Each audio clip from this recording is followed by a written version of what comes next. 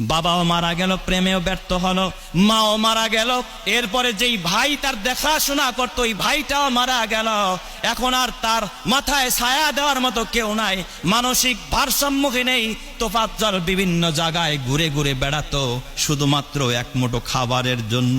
সেই ঢাকা বিশ্ববিদ্যালয়ের চত্বরে ছাত্ররা যখন একজনের সামনে স্বীকার করলো পেটে ক্ষুধা, তখন তাকে রেস্টুরেন্টে নিয়ে সেখানে নিয়ে তাকে খাবারও খাওয়াইছে মৃত্যুর আগে। এই আব্দুর রাজ্জাক, সে তোফাজ্জল নিজেও জানতো না যে এই খাবারটাই ছিল তার জীবনের শেষ খাবার। আপনারা দেখেছেন সে খাবারও গ্রহণ করেছে। খাবার খাওয়ার পর এরপরে যখন উত্তম মাধ্যম আবার তাকে পিটানো হয়, বিভিন্ন ছেলেরা ছাত্ররা যারা ভালো ছিল তারা বাধাও দিয়েছে, অনেকে বাধা দিয়েছে, না ছেলেটা ভারসাম্যহীন, তাকে আর মেরো না, আর পিটায়ও না। এক পর্যায়ে এমন নির্যাতন, জাহিরি যুগের মতো নির্যাতন, হাত পায়ে